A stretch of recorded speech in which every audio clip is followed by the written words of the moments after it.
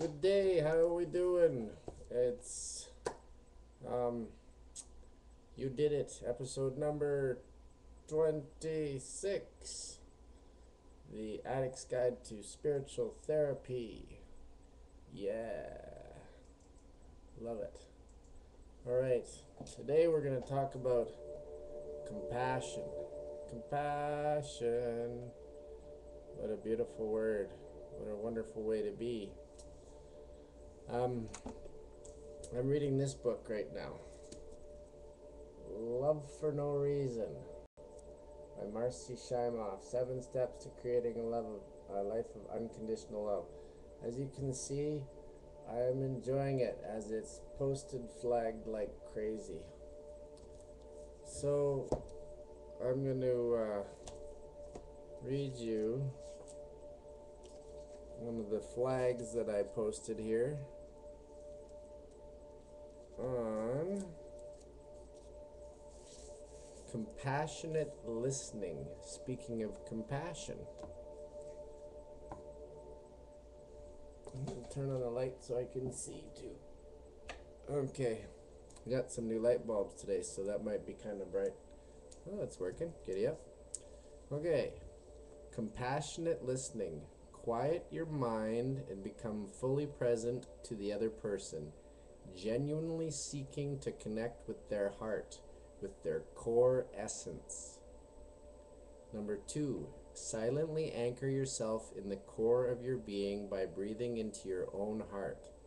It is here that you will access compassion and the spaciousness to hold the other's feelings and experiences, their pain, fears, and judgments, with care and respect. Number 3, maintain eye contact and an open, relaxed posture. Avoid trying to control the situation by withholding your own thoughts, judgments, interpretations, or advice. You remain in service to the speaker. Stay open and, number 4, stay open and present.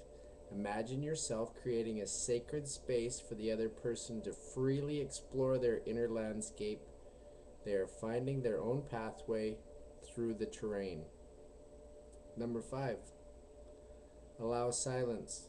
This helps the speaker to hear themselves more deeply and to touch the feelings under the surface. Number 6. Numero 6. Let your facial expressions match the feelings being expressed.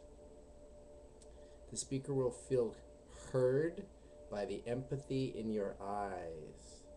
Listen with your eyes. Number 7, the second last. If you find yourself distracted by your own thoughts or judgments, simply notice and release them, just as in meditation practice, and return as fully as possible to the speaker. As you become more skilled and present, the speaker will feel safe to explore at deeper levels. I've experienced this and it works. Absolutely, the more you pay attention to people, the more they will open up to you, to themselves, to their inner being, to what's really there. And number 8, numero 8, the final one. Offer only reflection. When people hear the details of what's important to them reflected back on their own feelings, a whole new world of awareness and understanding opens up. And oftentimes solutions or next steps naturally emerge. Take care to offer pure reflective listening. Interjecting your own interpretations, advice, or analysis is not helpful. Compassionate listening. What a beautiful way to be. This book is incredible. I highly recommend everybody get a copy of it. She has so many fantastic stories laced throughout this book. Right now, Here's a quote from actor Alan Alda on releasing judgments. A peach is not its fuzz, a toad is not its warts. A person is not his or her crankiness. Your assumptions are your windows on the world. Scrub them off once in a while or the light won't come in.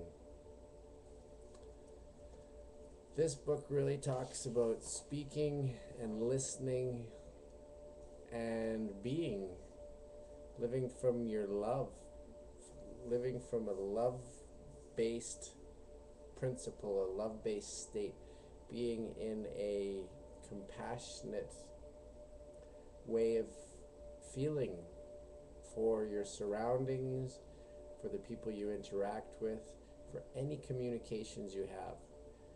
The problems that we have on this earth are all communication based. And when we take the time, instead of being reactive when somebody says something, when we take the time and we listen, we chill, we let our inner innate intelligence give us the correct answer in a more compassionate way, as opposed to being reactive and just saying something or making somebody's feel uncomfortable for no apparent reason, because anything that you're interpreting is generally something that you feel in yourself. It's not even ever about the other person. Well, it's always about something you feel in yourself. It's never about the other person. So letting them know that it's okay and just letting them work through it, I think, is the essence of compassionate listening. Because people do want to voice their opinions and they do want to be heard, but they also want to figure out their own problems. How many therapists does it take to screw in a light bulb? Just one, but the light bulb has to want to be screwed in.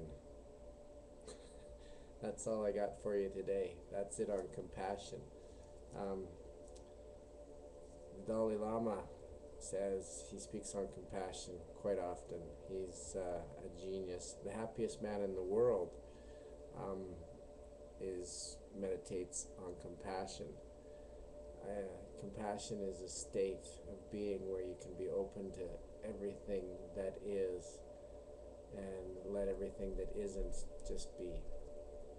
So that's it for today. Again, I love you. Thanks for taking some time, and namaste.